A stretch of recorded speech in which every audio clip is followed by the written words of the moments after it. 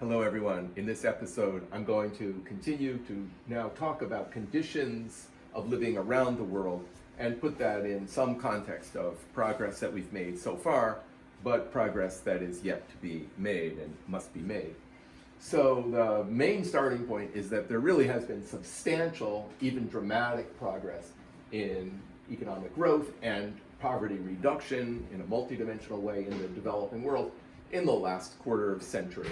And so that some of the information in the first chapter gives you a sense of that. And in this period, especially in this century, developing countries have been growing faster than rich countries. It used to be the opposite for a couple centuries. But it's uneven in the sense that the middle-income countries are growing significantly faster than the low-income countries. So we're seeing divergence among countries in the developing world. In this time, the income poverty rate has been more than halved, and some progress has continued, though at a slower rate. And so this is extremely important. We have to emphasize what a great amount of progress has been made. Another thing often pointed to by people in the field is that international economic relations are less one-sided than they once seemed. Once we had the G7 group of industrial large countries making major decisions on the part of the world economy.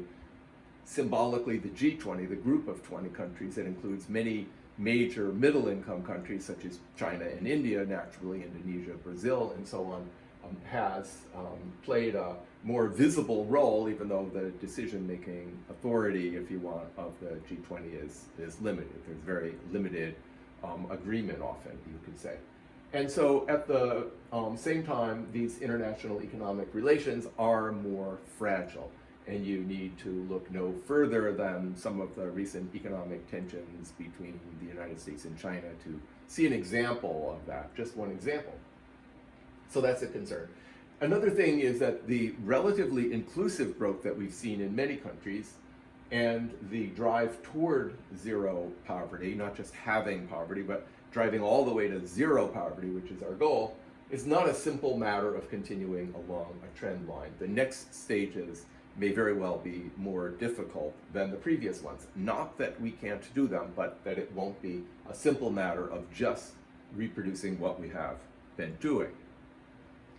And so in that regard, the scale of challenges for sustainable economic development and ending poverty remain large. So how? Well, in several ways. One is the persistence of violent conflict. So there has been great progress in reducing violent conflict, which was near its high around 1990 or the early 1990s. It has declined over time, but unfortunately, in the last decade or so, the progress is kind of flatlined. We'll see this later when we look at, much further in the course, we'll look at section 14.5 in the textbook. We'll see that this progress has somewhat stalled. And so this is a real problem for poverty, among other things. It used to be that about a fifth of those who were poor lived in violent, afflicted, unstable countries. Today it's 40%, and the reason is that there's been much progress in countries not afflicted by violence. We have other governance challenges in which those who are lower income have relatively little, if any, voice in decision making. Another major problem, as I guess that you all can guess, is environment. So far, much of the problem is still domestic environmental deterioration, erosion, poisoning of the soil, salination, lowering of water tables, air pollution, and so on. All of these are typically the result of internal processes of economic growth without environmental controls. But increasingly, the impact of climate change is emerging, growing, and expected to continue to grow very substantially. And that in particular, the expert opinion and analysis is that the larger impacts are going to be in Africa and South Asia. This is the conclusion of the International Panel on Climate Change, the IPCC. And we can already see those impacts today. So this is going to be very important. Another active discussion having to do with possible success for Africa is the following. We saw significant growth in East Asia for several different reasons. We have to remember investment in education and health were very important, central. Another was moving up a ladder of a skill in production and technology used in production, often through the means of exporting at a more sophisticated level and way in terms of products that embody more skills in technology. And so that began with Japan and was then followed by South Korea, Taiwan, later economies such as Malaysia, and then, of course, China, due to its very large size, had the major role in doing so for quite some time, but more recently Bangladesh and some other countries have begun with textiles that are more labor intensive and low skilled, and slowly moved up to exporting other goods. There's a real question about whether this process can continue, this process which is described not as a ladder, but in Asia it's often described as the flying geese, that turbulence has moved away and the geese are moving up. That's a common metaphor used in East Asia. Can Africa be next? Still, there's something like 1% of the labor force in Africa is in export manufacturing jobs. And can this increase? There's some question because the ability to produce in an automated, robot-led, high technology manner has gotten so inexpensive and so advanced that it may be less expensive to do manufacturing that way at home rather than abroad. I wish I didn't even have to bring this up, but there is even at the same time some risk, we hope, not of trade war, but keeping the trade peace, keeping the potential benefits of international trade alive is much more of a concern than it was in previous years. There may be conditions for a repeat of the global financial crises, such as we most notably saw in 2008. We have the COVID-19 shock now that has yet to fully play itself out, unfortunately, including in developing countries. But what are the risks of future shocks and how much resilience can we have to them? The long-run impact of the current pandemic is a discussion now, as you can imagine. There are risks of future pandemics, as I guess that everyone has been reading about somehow. So a lot of challenges to future development. So there's a lot of work to be done. But again, as I'll talk about through the class, I want to emphasize how much progress has been made. I suppose the way I look at it is that the glass is actually more than half full, but there are real risks about it continuing to be filled up, as it were, let alone preventing risks of the glass, the water in the glass going down in the future. Right, so I'm going to begin then regarding the conditions of life with a review, if you want, a survey of living standards around the world. And rather than look at country averages, which we'll often do in this course, I want to begin with looking at life of sort of stylized individuals, stylized families, if you want, at 4 different levels or strata. And these are not intended to represent real families. It's sometimes what we call stylized facts. It's putting together a broad composite. And so this is important in part because although we often talk about economic development as something that happens in countries, we really want to focus on what's going on with people, because poverty is at the human individual level. Capabilities are at the human level. And so that's an emphasis of this course. In this course, economic development has a focus on what's going on for people rather than nations. Right, okay, so let us take a look at the typical conditions of the poorest strata. So I'll have 4 strata. Rather than labeling them something like 1, 2, 3, and 4, which might be a little bit hard to remember, was 4 the highest or was 4 the lowest in terms of income, I'm going to have the poorest, the less poor, the second richest, and the richest. Some framework like that I'll always use to be clear about it. But today there's close to 1 billion people at what we can think of as the lowest strata, and a majority of these people live below the international global absolute poverty line, which is now $1.90 a day in purchasing power parity. That is to say, being like having $1.90 to spend in a typical area within the United States per day per person. This is the old dollar a day poverty line that we often talk about as a measure of poverty. It's just adjusted for inflation and some factors of that type. So about 1 billion people in this strata. At this moment, with all the progress we've made, it's probably less than 800 million, maybe 750 million people, according to very recent estimates. Individuals live on less than $1.90 a day. Other people in this strata are living in multidimensional poverty, as the UN defines it, and we'll look at in more detail when we get to chapter 5. The poorest strata individuals, they're often and typically living in remote rural areas. Rural areas is still where we find the poorest of the poor, although poverty has grown in some urban areas. Most of the food is grown by the same people who consume it. It's subsistence living. Markets are very limited. Your house and your furniture are typically made by the people who live in the houses and use them, though there may be some smaller trade. There's often very few passable roads, and indeed this is particularly a problem in the rainy season.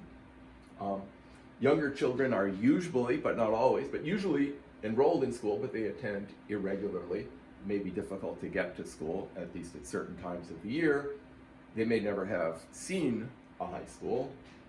The area they live in may have no hospitals, no electricity connection, no improved water supplies. You get your water walking 1 kilometer or more away from your home and collecting water from a stream or a spring that's likely to be contaminated. How do you walk? In battered flip-flop sandals, typically, or bare feet. Children may be malnourished. They may suffer from various conditions like protein deficiency.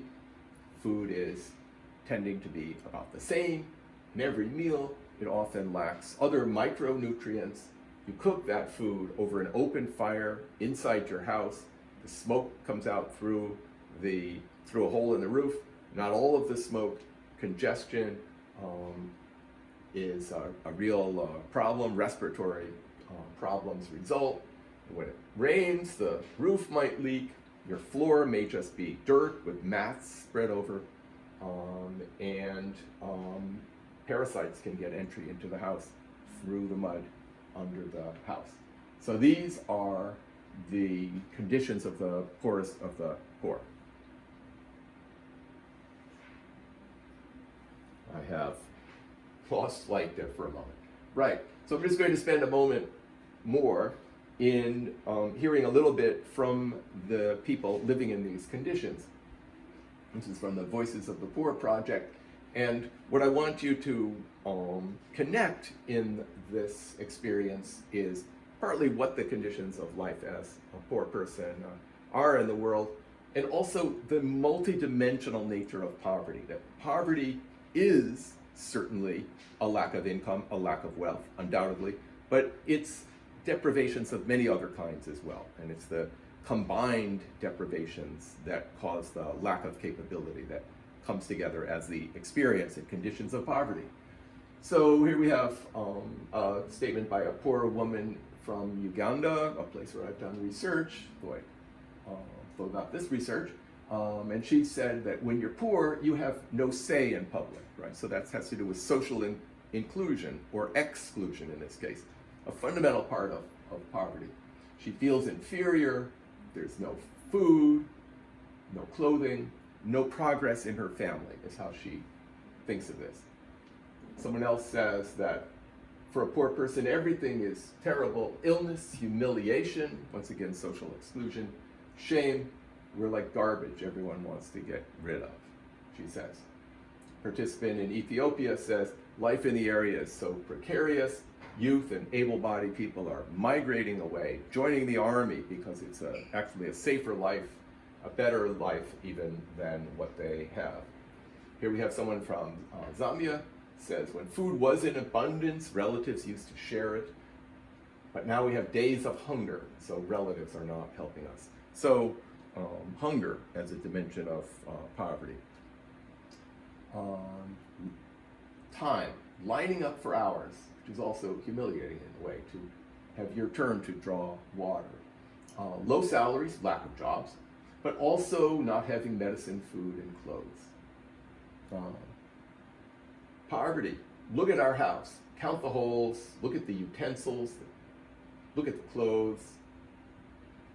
And so, taking together a universal theme here is that poverty is more than lack of income. So it's inherently multidimensional. And sometimes these dimensions are interlocking and in a sense feed on each other. Right, so then moving to the